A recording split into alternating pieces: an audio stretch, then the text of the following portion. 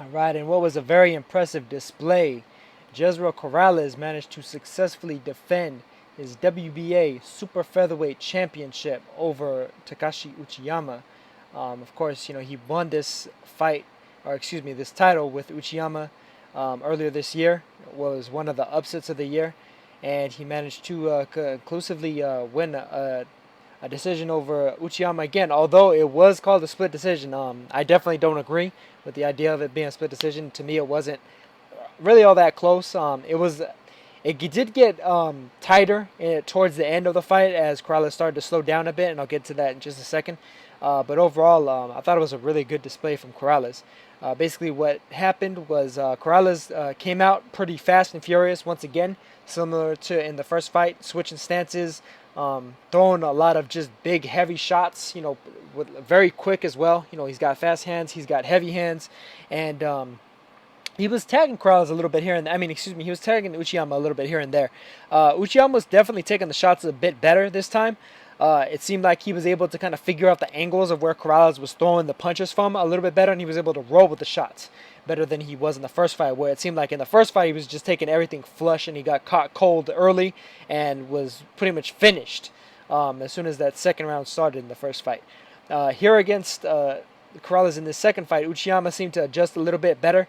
But even still, it really took him a while to get going. Corrales was definitely controlling the early and the mid rounds. It really wasn't until it got to probably around round 6, 7 or so, where Uchiyama started to really make his presence known in a major way. He was landing some pretty good body shots, occasional jabs, occasional right hands up top.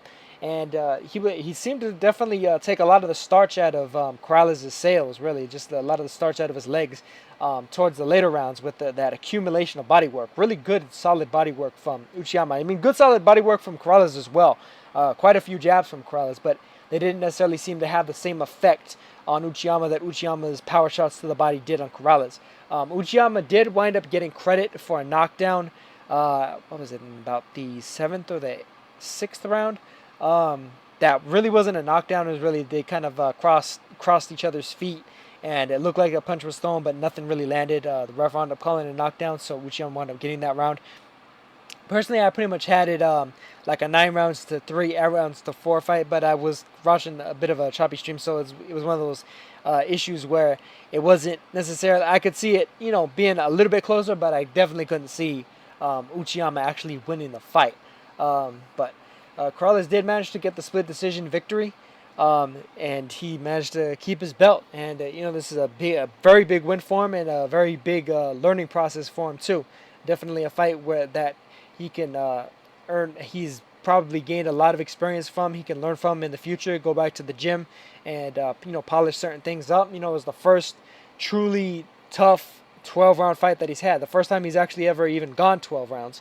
And the first time he's done it against, world-class operator, a world champion, long-reigning former champion now in Taguchi Uchiyama. And it was a very impressive performance. Every bit, I think, as impressive as their initial fight was, where he just kind of blew Uchiyama out in 2 rounds. It just goes to show that just because you blast the guy out earlier doesn't necessarily mean you can hold up that same level of quality up into the mid rounds, into the late rounds, into the championship rounds, which is what Corrales, by and large, pretty much did. Even as he was starting to tire in those later rounds, and it seemed like the body work was starting to wear on him in the later rounds. But just a solid win for Corrales. Did a very good job in the fight, and he's, to me, he still ranks up there as the very top of the 130-pound division. The win, especially the first win over Uchiyama, I think pretty much stands head and shoulders above any other win in the division that anybody else has had. And even in the second fight, this fight here against Uchiyama, I thought was a very impressive performance. That just solidified, his claim to the championship and his claim to being one of the best fighters, and really the best fighter at the 130-pound division. Now, hopefully, we can see some potential unifications. Maybe he comes over to the United States, fights some of the other big names of the division. And, you got Francisco Vargas out there about to fight Miguel Burchell. You got Takashi Miura about to fight Roman Martinez. Not Roman Martinez. Miguel Roman. You've got Vasyl Lomachenko out there, Jason Sosa, Jose Pedraza, excuse me, about to fight Gervonta Tank Davis. So him against any of those big names is the type of fights that we want to see. Want to see all these guys tested against the best, and that definitely includes Corrales, who I consider like the current de facto #1 fighter at super featherweight.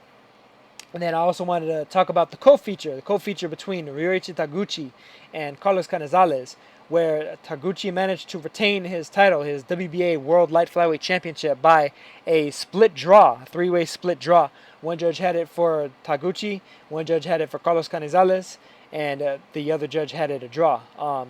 Personally, I thought it was a pretty drawish type of a fight, but if anybody should have got the victory, I thought it should have been Carlos Canizales. I think Taguchi probably got a little bit of a benefit of the doubt in terms of being in his hometown, being Tokyo, Japan fighter, fighting in Tokyo, Japan, with the crowd all on his side, heavily rooting for him, heavily cheering anytime that he had good success. I thought that Canizales was giving him a lot of trouble with his movement, with his overall speed, his hand speed, his foot speed, in spite of the fact that Taguchi definitely had a height and reach advantage on Canizales, a pretty significant one. He had at least a few inches on him in both regards. Canizales was using his own speed to his advantage, and doing so in a very effective manner, especially as it got into the mid rounds. He was doing so very, very nicely, just making it so that Taguchi was kept to pretty much one punch at a time. He really wasn't able to get the combinations off, the streams of combinations that Taguchi normally likes to throw. Normally he likes to be able to kind of sit at mid-range and him be the back foot fighter more so than having to kind of come forward and cut off the ring, which isn't necessarily his specialty. And Canizales was definitely exposing that in a major way, as well as exposing some of Taguchi's defensive liabilities in terms of fighting a fighter that's able to come at you from all angles, which is what Canizales did very well. All angles, high speed, and a lot of power. A guy that was 16-0 with 13 knockouts going into the fight. Now he has, of course, the draw as well. And, Taguchi now has a draw on his record as well to go with the other draw that he had and the 25 wins and 2 losses. But Canizales did really well. He started to coast a little bit too much, I think, in the mid-rounds. And then as I got into the later rounds, I thought Taguchi started to come on a bit more. It seemed like his overall experience in tough 12-round championship fights started to show a bit better than Canizales did. Canizales, almost kind of similar to Jezreel Corrales, started to slow down a little bit later. And Taguchi was landing some occasional power shots, a couple that managed to buckle Canizales, hurt him a little bit, shake him up. And he basically managed to, retain his title by a draw. I definitely wouldn't mind a rematch of this fight should one get ordered, or if Canizales tries to campaign for a rematch to be had. I think Canizales showed himself to be definitely a top operator, definitely one of the top operators in the light flyweight division. And he definitely exposed some serious flaws in Taguchi's game that the likes of Kosei Tanaka, the fighter that I mentioned recently in a video not too long ago, hours ago basically, that pretty much managed to do against Moises Fuentes in his fantastic victory over Fuentes. I think that Tanaka could very well capitalize on some of the flaws and liabilities that Canizales exposed in Taguchi.